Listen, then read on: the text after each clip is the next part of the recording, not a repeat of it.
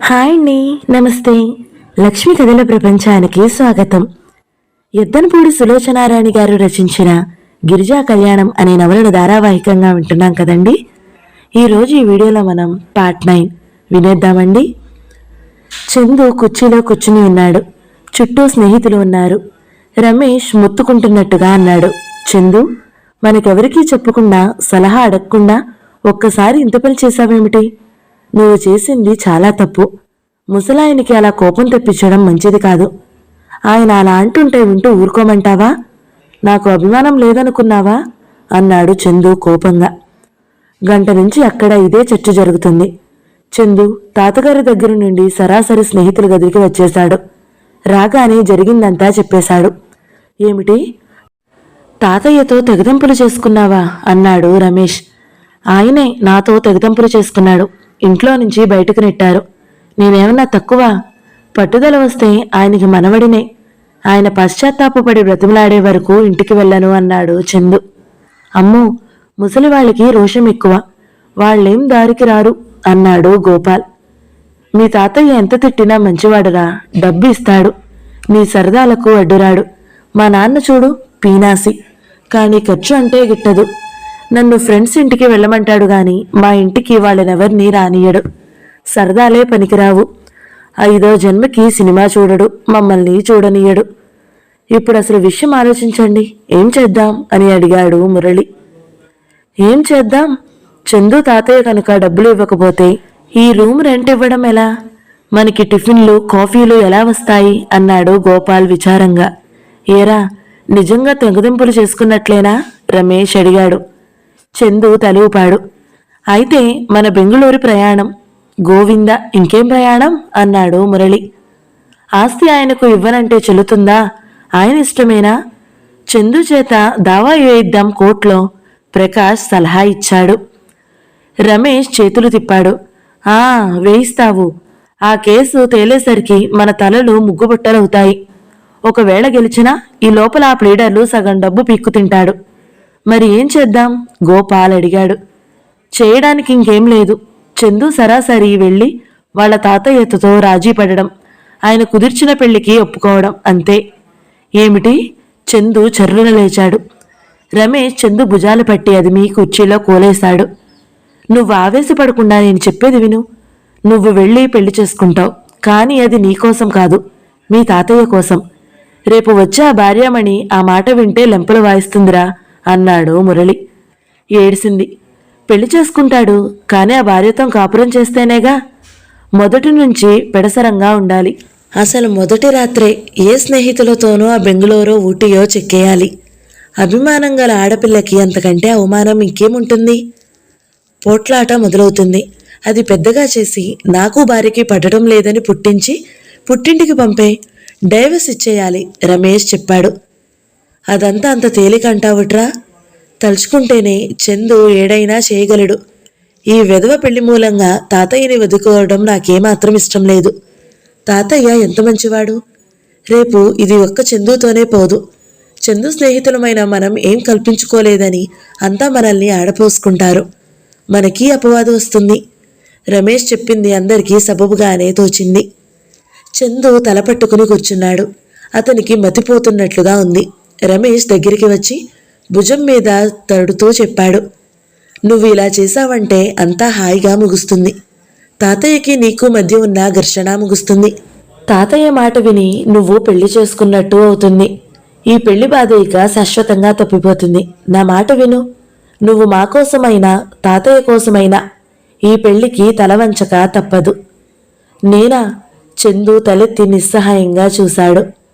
మన స్నేహితుల్లో ఎవరైనా శుభలేఖ ఇస్తే వాడు మృతుడైనట్లు బాధపడతానే నేను పెళ్లి చేసుకోనా? ఏం చేస్తాం, కాలమాన పరిస్థితులను బట్టి మనం కూడా మారాలి. ఇప్పుడు వచ్చిన ఉపద్రవం దాటాలంటే ఇదొక్కటే మార్గం తోస్తుంది. ఆయనకు ఎదురు తిరిగామనుకో, అది నీకే నష్టం. ఈ పెద్దవాళ్లకి మా చెడ్డ పట్టుదల ఉంటుంది. ఆ ఆస్తి కాస్త ఏ అనాథాశ్రమానికో రాసి పారేస్తాడు. మా బంధువుల్లో ఒక ఆయన ఇలాగే చేశాడు. కొడుకు మీద కోపం వచ్చి మనుషుల కంటే కుక్కల నయం అంటూ ఆస్తంతా కుక్కల హాస్పిటల్కి రాసేశాడు. మీ తాతయ్య మాట వినకపోతే ఒక్క ఆస్తి నష్టమేనా? ఈ వయసులో ఆయనను ఇలా వేధిస్తున్నావనే పేరు కూడా వస్తుంది. డబ్బు పోతుంది, చెడ్డ పేరు వస్తుంది. అదంతా తెలివి తక్కువతనమో ఆలోచించు. ఇక అందరూ మనకి నీతులు బోధిస్తా వస్తారు. మా నాన్న ఉన్నాడే, ఆయన తిట్లలో మహాశాస్త్రవేత్త. తిట్టిన తిట్టు తిట్టకుండా తిడతాడనుకో. మిగతా స్నేహితులందరూ కూడా రమేష్నే సమర్థించారు. చందు తాతయ్య చెప్పినట్టే వినాలని తీర్మానించారు. ఈ సమస్యకి ఇదే పరిష్కారమని కూడా చెప్పారు. రమేష్, మిగతా స్నేహితులు కలిసి చివరికి ఎలాగైతేనేం చందు చేత సరేనని అనిపించగలిగారు. ఆ సాయంత్రం చందు ఇంటికి వచ్చాడు. చందును చూడగానే సాయన్న పరిగెత్తుకెళ్ళి, చిన్నబాబు వచ్చేశాడయ్యా అని చెప్పాడు. అంత క్రితం వరకు చందు గురించి బాధపడుతున్న రాజగోపాలరావు గారు ముఖం సీరియస్గా పెట్టుకున్నారు. చందు తన గదిలోకి వెళుతుండగా ఎదురైన సాయన్నని పిలిచాడు. సాయన్న, తాతయ్య ఏం చేస్తున్నాడు? కూర్చున్నారు బాబు. ఈరోజు అమ్మగారిని తలుచుకుని ఒకటే బాధపడుతున్నారు. ఏమైనా తిన్నాడా? ఏమీ తినలేదు. నేను ఇంటికి వచ్చాను, ఆయన చెప్పినట్టే వింటాను. ఆరోగ్యం పాడు చేసుకోవద్దు అని చెప్పానని చెప్పు. సాయన్న పరిగెత్తుకెళ్ళి హార్లిక్స్ గ్లాస్ తెచ్చి చందుని పిలిచాడు. చిన్నబాబు రా, నువ్వు ఇవ్వు అన్నాడు. చందు క్షణంసేపు తటపటాయించాడు. సాయన్న అన్నాడు, వెళ్ళు బాబు, ఈ మంచి వార్త నా నోటి కంటే నీ నోటి వెంటే వింటే తాతయ్య ఇంకా ఆనందపడతాడు అంటూ బలవంతంగా హార్లిక్స్ గ్లాస్ చేతిలో పెట్టాడు. చందు ముందు తటపటాయించిన తర్వాత ఏమనుకున్నాడో ఏమో హార్లిక్స్ గ్లాస్ చేతితో పట్టుకున్నాడు. గదిలో రాజగోపాలరావు గారు దిళ్లను ఆనుకుని కళ్ళజోడు పెట్టుకుని భగవద్గీత చదువుకుంటున్నారు. తాతయ్య! ఆ పిలుపు వినగానే ఆయన తలెత్తి చూశారు. గుమ్మంలో చేతిలో హార్లిక్స్ గ్లాస్తో చందు నిలబడి ఉన్నాడు. క్షణంసేపు ఆయన తన కళ్ళని తానే నమ్మలేనట్లు చూశారు. చందు లోపలికి వచ్చాడు. గ్లాస్ అందించాడు. తీసుకో తాతయ్య. ఆయన ఇంకా అలాగే చూస్తున్నాడు. నువ్వు చెప్పినట్లు వినడానికి నిర్ణయించుకున్నాను. ఈసారికి నన్ను క్షమించు. ఇక నిన్నెప్పుడూ బాధపెట్టను. చిన్నపిల్లాడిలా ఆయన మనసు ద్రవించిపోయింది. చందు చేతిలోని గ్లాసు అందుకుని పక్కన పెట్టారు. కానీ ఆయన చందు చెయ్యి వదలలేదు. చందు ఆత్మీయంగా పిలిచారు. మరుక్షణం చందు ఆయన కౌగిట్లో ఉన్నాడు. నాకెంత సంతోషంగా ఉందో తెలుసా? చనిపోయిన వాడికి మళ్ళీ ప్రాణం తిరిగి వచ్చినంత ఆనందంగా ఉంది. నువ్వు ఈ విషయంలో నాతో రాజీ పడుతున్నావు కదా? నేను ఏం చేస్తానో తెలుసా? మంచి పిల్లని చూసి నీకు భార్యగా తీసుకువస్తాను. నువ్వు ఇప్పుడు ఎంత ఇష్టంగా ఒప్పుకుంటున్నావో అప్పుడు అంత ఇష్టంగా, తాతయ్య నీ మాట వినడం వల్ల నేనెంత సుఖపడుతున్నాను అనుకునేలా చేస్తాను. నిజం, నా మాట నమ్ము. అప్పుడు నేను నీకు బ్రతికి ఉన్నా లేకపోయినా నువ్వు ఆ మాట అనుకుని తీరుతావు. ఆయన సంతోషంగా చూస్తుంటే చందుకి బాధ అంతా పోయి ఉత్సాహం వచ్చింది. అరే, నాకింతకాలం తెలియలేదు. నేను పెళ్లి చేసుకోవడం అనేది నీకంత ఆనందాన్ని కలిగించే విషయం అయితే, తాతయ్య నేను 1 కాదు 10 పెళ్లిళ్ళైనా చేసుకుంటాను అన్నాడు. ఆ మాట వినగానే ఆయన ముఖం వెలవెలబోయింది. పదా, వద్దులేరా, 1 చాలు. ఆ ఒక్కదానికే కట్టుబడి ఉండాలి నువ్వు అన్నారు. చందు హార్లిక్స్ తీసుకుని తనే స్వయంగా ఆయన చేత తాగించాడు. గుడ్ నైట్ తాతయ్య, స్వీట్ డ్రీమ్స్ అన్నాడు.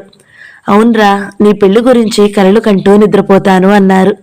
చందు వెళ్ళిపోయాడు. చందు వెళ్ళిపోయగానే ఆయన గబగబా శేషారత్నానికి ఫోన్ చేశారు. ఒరే శేషు, నీ బుర్ర అమోఘంరా, నువ్వే గెలిచావు. చందు ఇంటికి తిరిగి వచ్చాడు. పెళ్లి చేసుకోవడానికి అంగీకరించాడు అని చెప్పారు. ఇంకేం, శుభస్య శీఘ్రం. పెళ్లి కూతుర్ని చూడు, ప్రధానం ఏర్పాట్లు చేద్దాం అన్నాడు శేషారత్నం. గిరిజా, రవి రాజగోపాలరావు గారి మేడ మీద డాబా పైన ఉన్నారు. పైన మెట్ల పైన పావురాలు గూళ్లు పెట్టాయి. సాయన్న రోజు వాటికి వచ్చి నూకలు గింజలు చల్లుతాడు. అవి వచ్చి వాటిని చక్కగా ఏరుకుని తింటాయి. వాటికి మనుషులంటే భయం లేదు. రవి 4 రోజుల క్రితం హాస్పిటల్ నుండి డిశ్చార్జ్ అయ్యాడు. రాజగోపాలరావు గారు గిరిజను వెళ్ళనీయలేదు. 2 రోజులు నా దగ్గర ఉండి వెళుదురు గాని అని వాళ్ళ ప్రయాణాన్ని ఆపుచేశాడు. గిరిజ, రవి ఇద్దరు రాజగోపాలరావు గారి ఆత్మీయులు అని తెలియడంతో ఆ ఇంటి నౌకర్లు కూడా శ్రద్ధగా చూడసాగారు. 2 రోజులు గడిచాయి. గిరిజ వెళ్ళిపోతానని అడిగింది. ఆయన టికెట్ల కోసం ఫోన్ చేసి రిజర్వేషన్ దొరకలేదు అన్నారు. చందు పెళ్లి ఒప్పుకున్నాడనే ఆనందం రాజగోపాలరావు గారికి 24 గంటలు కూడా నిలవలేదు. ఆయన అంత క్రితం ఆశ పెట్టుకున్న మాధవరావు గారి అమ్మాయి కల్పనకు వేరే సంబంధం కుదిరింది. ముహూర్తం పెట్టేసుకున్నారు. నీలకంఠం గారి అమ్మాయి వనజ పై చదువుల నిమిత్తం ఫారిన్ వెళ్ళిపోయింది. ఆయన సమస్య మళ్లీ మొదటికి వచ్చింది. చందు పెళ్లికి అంగీకరించిన ఈ వేడిలోనే ఆ 3 ముళ్ళు వేయించాలని శేషారత్నం హెచ్చరించాడు. మళ్లీ వాడు మనసు మార్చుకునే టైం ఇవ్వకూడదు అంటాడు. ఎంత వెతికినా పిల్ల దొరకలేదు. ఒకళ్ళిద్దరు పెళ్లి చూశారు గాని వాళ్ల రూపంలో చందు పక్కన నిలబడే దిష్టిబొమ్మల్లా ఉన్నారు. ఆయనకి అహర్నిశలు ఇదే ఆలోచన అయిపోయింది. ఇప్పుడే గురుమూర్తి దగ్గర నుంచి ఫోన్ వచ్చింది. ఆయనకు తెలిసిన ఓ డాక్టర్ గారి అమ్మాయి ఉంది. ఆ అమ్మాయి ఫోటో చూపించారు. పిల్ల బాగానే ఉంది, చదువుకుంటుందట. రాజగోపాలరావు గారు ఆ అమ్మాయిని చూడడానికి చందుని రమ్మన్నారు. నేనెందుకు తాతయ్య? నేను పెళ్లి చేసుకుంటానంటే నీకోసం. నువ్వు ఏ పిల్ల మెడలో తాళి కట్టమంటే కళ్ళు మూసుకుని ఆ పిల్ల మెడలో కట్టేస్తాను, ప్రామిస్ అన్నాడు. ఆ పిల్ల విషయమే గురుమూర్తి ఇంత క్రితం ఫోన్ చేశాడు. ఆ పిల్ల ఇంట్లో నుంచి పారిపోయి ఎవరినో లవ్ మ్యారేజ్ చేసుకుందట. ఈ వార్త వినగానే ఆయన కుర్చీలో అలాగే కూర్చుండిపోయారు. పైనుంచి సాయన్న మెట్లు దిగి వస్తున్నాడు. అతని చేతిలో ఉన్న బుట్టలో పావురం పిల్లలు ఉన్నాయి. గిరిజ, రవి సాయన్న వెంటే వస్తున్నారు. సాయన్న ఏదో అంటున్నాడు. గిరిజ విరగబడి నవ్వుతుంది. చాలా సంవత్సరాల తరువాత ఆ ఇంట్లో ఆడపిల్ల నవ్వు ప్రతిధ్వనిస్తుంది. ఈ 4 రోజుల నుంచి ఇంట్లో తిరుగుతున్న గిరిజకి, రవికి మొహమాటం పోయి చనువు ఏర్పడింది. ఇంట్లో స్వతంత్రంగా తిరుగుతున్నారు. రవి కంట్లో ఏదో పడింది. అబ్బా అంటూ కన్ను చేత్తో మూసుకున్నాడు. గిరిజ కంగారుగా రవిని దగ్గరికి తీసుకుని ముఖం తన వైపుకి తిప్పుకుని కన్ను పరీక్షగా చేసి నోటితో ఉఫ్ అని ఊదింది. పైట కొంగు ఉండ చుట్టి నోటిలో పెట్టుకుని అతని కన్నుకి ఆవిరిగా అద్దింది. రాజగోపాలరావు గారు గిరిజని తదేకంగా చూస్తున్నారు. ఆ అమ్మాయికి తమ్ముడి మీద ఎంత ప్రేమ! ఆపరేషన్ కోసం ఆడపిల్ల అయి ఉండి కూడా ఎంత ఆరాటపడింది. గిరిజకి ఒక విధమైన పట్టుదల ఉంది. ఆ పట్టుదల మూలంగానే అనుకున్నది సాధించింది. రవి ఆపరేషను చేయించగలిగింది. ఆయన గిరిజనే అభిమానపూర్వకంగా చూస్తున్నారు.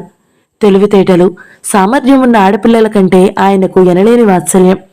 అలాంటి ఆడపిల్లల పట్ల కుటుంబాలు చల్లగా, శాంతిగా సాగుతాయి. దానికి ఉదాహరణ కమలే. చూస్తున్న కొద్దీ ఆయనకి గిరిజ స్వభావంలో చాలా వరకు కమల పోలికలు బాగా కనిపిస్తున్నాయి. ఆయనకి బహుశా గిరిజ పట్ల పెరుగుతున్న వాత్సల్యానికి అదే కారణమై ఉండొచ్చు కూడా. గిరిజ, రవి ఆయన ముందుంచే తోటలోకి వెళ్లారు. సాయన్న మొక్కలకి నీళ్లు పడుతుంటే ఆ పైపు అందుకుని గిరిజ తను పట్టసాగింది. ఆయనకు మళ్లీ కమల గుర్తుకు వచ్చింది. ఇంట్లో ఎంతమంది పనివాళ్లు ఉన్నా మొక్కల విషయంలో కమల చాలా శ్రద్ధగా చూసేది. ఇంతలో చందు అటు వచ్చాడు. వెనుక నుంచి వస్తున్న చందుని గిరిజ చూడలేదు. పైపును ఒక మొక్క నుంచి ఇంకో మొక్కకి తిప్పబోయింది. నీళ్లు వానజల్లులా వెళ్లి చందు మీద పడ్డాయి. అతని షర్ట్, ప్యాంట్ అంతా తడిసిపోయింది. అరెరే కంగారుగా చూసింది. పర్వాలేదు, నీళ్లతో తడవడం నాకెంతో ఇష్టం. నా చిన్నతనంతో ఎప్పుడూ నీళ్ల దగ్గరే ఉండేవాడిని. మా తాతయ్యని సముద్రం తీసుకొచ్చి దొడ్లో ఈ పాండ్లో వేయమని మారం చేసేవాడిని. నిజంగానా? నిజంగా. అప్పుడు తాతయ్య ఏం చేశాడో తెలుసా? ఈ పాండు నిండా ఉప్పు బస్తాలు వేయించి ఉప్పుగా ఉన్న నీళ్లు చూపించి, ఇదిగో సముద్రం ఇంటికి వచ్చిందిరా అన్నాడు. నేను నిజమేనని నమ్మాను. 4 రోజుల తర్వాత నీళ్లు మళ్లీ తీగా ఉన్నాయి. ఇదేమిటి అంటే సముద్రానికి వాళ్ళమ్మ మీద బెంగ అయింది అని వెళ్ళిపోయింది అని చెప్పాడు. నేను నిజమేనని నమ్మాను. ఆ చిన్నతనంలో ఆ అమాయకత్వం గుర్తుకొస్తే తమాషాగా ఉంటుంది. చందు నవ్వాడు. గిరిజ కూడా నవ్వింది. రాజగోపాలరావు గారు కిటికీలో నుంచి చూస్తుంటే దూరంగా లాన్లో నీరెండలో ఇద్దరు ముచ్చటైన జంటగా ఉన్నారు. చందు వెళ్ళిపోయాడు. గిరిజ అతను వెళ్ళిపోతుంటే చూస్తుంది. ఆ చెంపలు కంది ఉన్నాయి. ఆ ముఖంలో కనిపిస్తున్న దరహాసం ఎంతో మనోహరంగా ఉంది. గిరిజ ముఖంలో ఆ కాంతి చందు కనిపించినప్పుడే ముఖంలో అడ్డు తొలగించుకు వచ్చిన అందాల సుందరి తొంగి చూడడం ఆయన చాలాసార్లు గమనించారు. రాజగోపాలరావు గారి మస్తిష్కంలో ఏదో ఆలోచన మెరిసింది. ఆయన ముందుకు వంగి కిటికీలో నుంచి పరీక్షగా గిరిజని అప్పుడే ప్రప్రథమంగా చూస్తున్నట్లుగా చూడసాగారు. చందుకి గిరిజని ఇచ్చి చేస్తే, గిరిజ చందు భార్య అయితే, ఆయన కళ్ల ముందు తమ్ముడిని ప్రేమగా చూసే గిరిజ కదిలింది. అలాంటి స్వభావం కలవారికి నీ నా భేదం లేదు. అందరినీ అలాగే చూస్తారు. ఆ మనసులో మంచితనమే అలాంటిది. అసలు చందుకి భార్యగా మామూలు అమ్మాయి పనికిరాదు. గిరిజ లాంటి పట్టుదల, సహనం, ధైర్యం గల యువతే కావాలి. 10 నిమిషాలు మంచి చెడులు ఆలోచించిన కొద్దీ ఆయన యోచన మరింత బలపడిందే తప్ప అది తప్పుగా, అసంగతంగా తోచలేదు. కొద్దిసేపైన తరువాత ఆయన లేచి తోటలోకి వచ్చారు. Girija glass house దగ్గరుంది.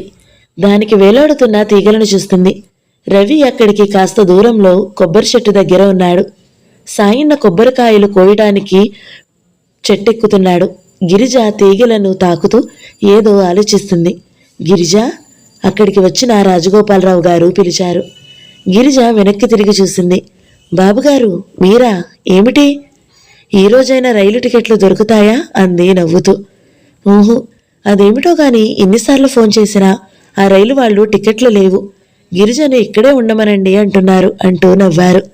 గిరిజ ఫక్కుమని నవ్వింది. రాజగోపాలరావు గారు అక్కడున్న బెంచి మీద కూర్చున్నారు. గిరిజ, ఒక్క నిమిషం నీతో మాట్లాడాలని వచ్చాను. గిరిజ కళ్ళల్లో ఆశ్చర్యం కనిపించింది. నాతోనా? చెప్పండి బాబుగారు అంది. నీతో మనసు విప్పి 2 ముక్కలు మాట్లాడతాను. నువ్వేమీ అనుకోవద్దు. నేను ఇలా అనుకుంటానని మీరు తలిస్తే నాకే మాట చెప్పునే చెప్పరు, అవునా? ఆయన నవ్వారు.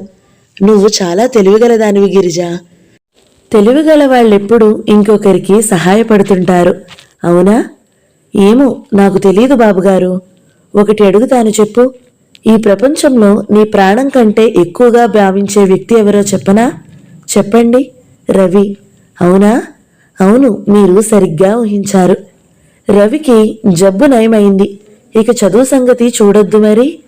గిరిజ ముఖంలో మేఘాలు కదిలాడాయి. తలదించుకుంది. అవును గిరిజ, రవి గురించి నువ్వేం దిగులుపడద్దు. అతను చదువుకుని ఉద్యోగంలో సెటిల్ అయ్యే వరకు ఆ బాధ్యత అంతా నేను స్వీకరిస్తాను. ఆ మాట చెప్పడానికే వచ్చాను. బాబుగారు, గిరిజ సంభ్రమంగా చూసింది. ఆయన లేచారు. అటూ ఇటూ తిరుగుతూ అన్నారు. అవును గిరిజ, ఈ రోజు నుంచి రవికి సంబంధించిన బాధ్యత అంతా నాది. మంచి స్కూల్లో చేర్పిస్తాను. చదువు, భోజనానికి అయ్యే ఖర్చంతా నేను భరిస్తాను. రవి ఇంజనీరింగ్ గాని, డాక్టర్ గాని ఏం చదువుతానంటే అది చదివిస్తాను. నీ తమ్ముడు భవిష్యత్తు గురించి నువ్వుకి ఏమాత్రం దిగులుపడద్దు. ఆ భారం నా మీద వదిలే. బాబుగారు, గిరిజ కళ్ళల్లో తడి కనిపించింది. ఆయన చేతితో వారించారు. ఆగు, నువ్వు నాకు కృతజ్ఞతలు చెప్పొద్దు. ఓ సాయం కావాలి. సాయమా? మీకా? నేనా? చెప్పండి. ఆయన ఒక్క క్షణం ఆగి అన్నారు. నేను రవి బాధ్యతను స్వీకరించినట్టుగా నువ్వు చందు బాధ్యత తీసుకోవాలి. ఆ పేరు వినగానే గిరిజ త్రుళ్ళిపడింది. ఆయన ఏం చెబుతున్నారో అర్థం కానట్లుగా చూసింది. నేనా? ఎలా? నేను ఏం చేయగలను? చందుని పెళ్లి చేసుకో. చందు భార్యగా వారిని చక్కదిద్దుకో. ఆ మాటే నిన్ను అడగడానికి వచ్చాను. గిరిజ ఆయన వైపే తిరిగింది. గుండె మీనాలాంటి ఆ కళ్ళు వెడల్పయ్యాయి. ఆ ముఖం 1000 మెరుపుల దాడులు తిన్నట్టుగా విభ్రమంగా చూస్తుంది. అంత ఆశ్చర్యకరమైన సంగతి ఈ ప్రపంచంలో ఇంకేదీ ఉండదన్నట్టుగా ఎర్రటి పెదవులు విడివడి విచిత్రంగా చూస్తున్నాయి. గిరిజ ఇంకా నోటు మాట రాని దానిలా, రెప్ప వేయడం మర్చిపోయిన దానిలా అలాగే నిలబడి ఆయన వైపే చూస్తుంది. ఆయన గిరిజ ఆశ్చర్యాన్ని గమనిస్తూ నెమ్మదైన స్వరంతో అయినా ఖచ్చితంగా, దృఢంగా తన అభిప్రాయం వివరించారు. గిరిజ, విధి విచిత్రంగా మనిద్దరికీ పరస్పర గౌరవాభిమానాలు కలిగేటట్టు చేసింది. నీకోసం నేనేది చేసినా, నా కోసం నువ్వు ఏ నిశ్చయం తీసుకున్నా అది మన ఆత్మీయత ఇంకా బలపడినట్టే ఉండాలి. నువ్వు ఆడపిల్లవి. నా అనే అండదండలు లేకుండా ఈ ప్రపంచంలో మసలడం ఎంత కష్టమో ఈ పాటికి నీకు బాగానే తెలుసుంటుంది. చందుకు నిన్ను భార్యగా చేయాలని ఎందుకు అనుకుంటున్నానో చెప్పనా? ఇలా కూర్చో. నీకు నేను మొదటి నుంచి వాడి విషయం అంతా చెబితే నేను ఈ నిశ్చయానికి ఎందుకు వచ్చానో నీకు అర్థమవుతుంది. కూర్చో అన్నారు. గిరిజ కూర్చుంది. ఆయన కూతురు దగ్గర నుంచి ప్రారంభం చేసి చందు బాల్యం నుంచి పెరగడం, పెళ్లి వద్దనడం, చివరికి తను అంత గొడవ చేస్తే నిన్న పెళ్లికి ఒప్పుకుంటాననడం వరకు అంతా ఎలాంటి దాపరికం లేకుండా చెప్పేశారు. చివరిగా నిట్టూరుస్తూ అన్నాడు. వాడు అందరి పిల్లల్లా పెరిగితే నాకీ పెళ్లి సమస్య ఉండకపోదు. చిన్నప్పటి నుంచి ఎప్పుడు ఒంటరివాడు అవుతాడోనని ఆ స్నేహితులతో కలపడం వల్ల ఇప్పుడు వాడి జీవితానికే వాళ్ళు పెద్ద అడ్డగోడై కూర్చున్నారు. వాడిని సరిదిద్దాలంటే నీలాంటి సహనం, ధైర్యం గల అమ్మాయే కావాలి. నా మనసులో ఉన్నదంతా నీకు చెప్పాను. నువ్వు బాగా ఆలోచించుకో. నేను చెప్పినంత మాత్రాన నా మాట వినాలని లేదు. ఇందులో నీకేదైనా అబద్ధం కనిపించినా, ఆమోదయోగ్యంగా లేకపోయినా నాకు నిర్మోహమాటంగా చెప్పొచ్చు. నువ్వు ముఖాముఖి చెప్పకపోతే సాయన్నతో నేను ఊరు వెళ్ళిపోతాను అని కబురు చెయ్యి, నాకు అర్థమైపోతుంది. నీ అయిష్టానికి ఇదే సమాధానం అనుకుంటాను అన్నారు. సాయన్న వచ్చాడు. అయ్యగారు, డాక్టర్ గారు వచ్చారు అని చెప్పాడు. రాజగోపాలరావు గారు వెళ్ళిపోయాడు. సాయన్న కత్తి తెచ్చి కొబ్బరి బొండాలు తాగుతారా అని ఇస్తున్నాడు. రవి తాగుతున్నాడు. గిరిజ శిల్పంలాగా అక్కడే కూర్చుండిపోయింది. ఇంతలో రవి వచ్చి వెనుక నుంచి కళ్ళు మూశాడు. గిరిజ రవి చేతులు తడిమింది. రవి పక్కన నవ్వుతూ అక్క ముందుకు వచ్చి నిలబడ్డాడు. గిరిజ రవి చేతులు పట్టుకుని రవి వైపే చూస్తుంది. గిరిజకి రాజగోపాలరావు గారు మాటలే గుర్తుకొస్తున్నాయి. రవిని చదివిస్తాను, ఇంజనీర్ గాని డాక్టర్ గాని ఏది కావాలంటే అది చదివిస్తాను. గిరిజ రవిని అడిగింది. రవి, నువ్వు చదువుకుంటావా? ఎందుకు చదువుకోను? ఏం చదువుతావు? డాక్టరా, ఇంజనీరా? రవి ముఖం ఒక్కసారిలా మతాబులా వెలిగిపోయింది. అక్క, నిజంగా నాకు చదువు చెప్పిస్తావా? నేను కాదరా, ఆ భగవంతుడే మార్గం చూపిస్తున్నాడు అంది గిరిజ. అక్క, నేను మెడిసినే చదువుతాను. ఒక్క క్లాస్ కూడా తప్పను, ఒక రోజు కూడా స్కూల్ మానను. నాకు తెలుసు రవి, చదువు మీద నీకు ఎంత శ్రద్ధ ఉందో, గిరిజ ఆలోచనలో అంది. గిరిజ కళ్ళ ముందు సుందరమైన కళ గూడు కట్టుకుంటుంది. రవి పెద్దవాడై డాక్టర్ అయి తన దగ్గరికి వస్తున్నాడు. గిరిజక్క, నేను డాక్టర్ని అయ్యాను. ఇదంతా నువ్వే నాకు చేసింది.